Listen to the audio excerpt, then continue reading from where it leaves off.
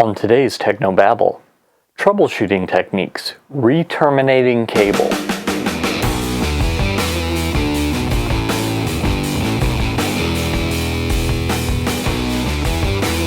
This is Tech No Babel, your weekly source for church video and graphics news, perspectives, tips, and tricks. And now here's your host, Paul Clifford. Hi, and welcome again to another episode of Babel. This is the show where every week I help you with video and graphic design for the church.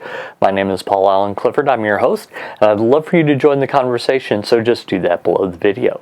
Now, if you're subscribed to the audio or video podcast, which you can do for free by heading over to trinitydigitalmedia.com/subscribe, just find the show you want to subscribe to. It's free, it's easy. It works on Android, it works on your computer, it works on iOS, etc. Then there's no good way to leave it under the video if you're listening to the audio podcast, for example. So in that case, just head over to trinitydigitalmedia.com/TNB and leave it under one of those shows. That'll work fine. So we're in the midst of a series on troubleshooting, and I thought that we would talk about this one important technique that sometimes will make all the difference. Sometimes you're going to be troubleshooting, and you know from your troubleshooting that the problem is a cable. Depending on the cable, it might be simple just to replace it. But it's not always that case. It's not always that way. A lot of times it's a really long cable, or it's a cable that is going through a wall, or it's a cable that's going through the ceiling, or conduit, or something where it's just not really easy to replace it. Here is a secret that I've found, and I'm going to tell you a story about how this was true in my own life very recently, and that is, all things being equal, if something goes wrong, it tends to be a cable. All things being equal, if something goes wrong with the cable, it tends to go wrong on either end, not in the middle. So let's talk about that. It's absolutely the case that sometimes you'll run into a situation where a critter in the wall will be chewing on one of your cables. That happens. But if that's the case, the very first thing that I would do before I would assume that is I would re-terminate the cable.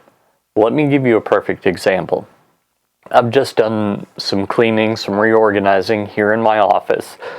And from your perspective, if you're watching the video, kind of right behind your back as you're looking at me through the lens of the camera is where I had my internet coming into the office. It was coming through a wall and then into my router and then out of the router, basically right next to the router. Unfortunately, that wall, not so good for the internet. I really needed it to be, again, from your perspective, on your left, my right. So I had a long Ethernet cable that I was able to bring out of my cable modem, which came into the house through the pantry behind the wall behind you. And so my plan was just to run that Ethernet cable into the pantry, and then on the other end, run that into my router, and then from the router, reorganize everything. That apparently seemed to work temporarily. And then it quit working. It quit working when I went from just putting the cable generally where it was going to go to its more permanent location. So, what was my immediate thought? It's probably the Ethernet cable that I created, that I terminated, because it's likely that if you make it yourself, it's maybe going to be a little bit more problematic than something made in a factory by a machine that makes 10,000 of them an hour or something. So it's likely that that was going to be the case. So is it the case that in moving the cable around, it got a short halfway through it?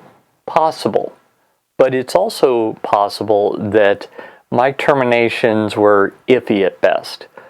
So my next thought is, okay, if it's the case that it's either the cable itself or it's the terminations on either end, and I've got a little extra on either end, why don't I pick an end, given that I moved the one end more? Let's start with that end, and let me re-terminate it. This almost never happens this way, but I thought it's probably the cable. I'm going to re-terminate it, and we'll see if that doesn't fix the problem. Turns out it was the cable. I re-terminated that one end, and it fixed the problem. As I say, almost never happens that way, but in this situation, it did. And that just made me so happy to know that, oh, I just made a mistake. It was a simple mistake to fix, and it took me 5 minutes. Like, it literally took me longer to strip the wire, having trimmed it, than to stick it into the connector and crimp it down. It was just that easy. I didn't have to look anything up. I just snipped off the old end, cut off some of the insulation, reordered the Cat 5 to the right specification, because I've got 3 in my head. One is non-standard, so that's always confusing, but I made sure that it was the correct specification. I stuck it in the connector, I looked at it, I pulled it back out because I noticed immediately it was wrong. I reordered them again, stuck it back in the connector, double checked my work, and then crimped it, tried it out, worked perfectly. So I think it's worth mentioning that if you've got a long cable, if it's a long piece of RG6, RG59, or Cat 5, a lot of times just re-terminating it will solve your problem. Re-terminate it in the same manner, so don't go necessarily from a Cat 5 with RJ11 ends on it to a Cat 5 with the punch down terminal, because it could be, given however you're using it, you're not going to get the same level of reliability. If you're using it for networking, it may or may not work. If you're using it for, say, a Babel, for video transmission, it may or may not work. So if it worked before and it ceased to work, check the ends first and re-terminate them. Well, I hope that helped you, and I want to remind you that if you like this content, you'd probably like my email newsletter. So head on over to trinitydigitalmedia.com/gifts, GIFTS, and pick up your church tech gift along with the free subscription to my email newsletter. Also, don't forget this content is provided to you free of charge, but if you need some church tech training, by all means head over to my store, trinitydigitalmedia.com/store, and pick up one of those products that I've made with you in mind. Until next time, this is Paul Allen Clifford with trinitydigitalmedia.com. Go out and change eternity.